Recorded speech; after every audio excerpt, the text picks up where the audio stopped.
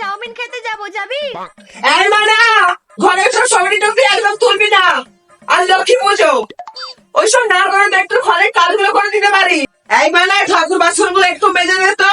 না মা, আমি পারবো না। একটা কথা শোনে না আমার, শুধু মোবাইল গাড়ির পরে আছে, মোবাইল গাড়ি একদম চুনা করে দিতে হয়।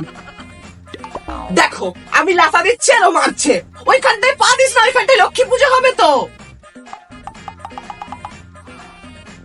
মেয়েটা আমার একটা কথা শুনতে চাই না, বললাম একটু বাসনগুলো মেজে দে তো, কিছুতেই আর মেজে দিল না। এই বাবু একটু আমসাকা পেড়ে নিয়ে আয় না, লক্ষ্মীর ঘটে যে দেয়া হবে। কেউ একটা কাজ করতে চাই না, শুধু এই পিঠা করো ওই পিঠা করো, শুধু খাবে বসে বসে। আমার ছেলেটাও হয়েছে সেরকম, একটা মায়ের কথা শোনে না। এই মানা, তোর বাবাকে একটু জিজ্ঞাসা করতো ফলগুলো নিয়ে এলো নাকি বাজার থেকে। দিদি তুই প্যাঁচা প্যাঁচা। এই ওই সময় নাম ধরছিস কেন আজকে? জ্বালিয়ে খেলো জীবনটাকে।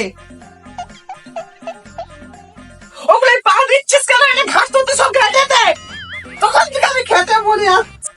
এই বাবু বিলুদের মিল থেকে কয়েকটা সরষা ফুল তুলে নিয়ে আয় তো, তাড়াতাড়ি যা, বাবুন ঠাকুর চলে আসবে এক্ষুনি।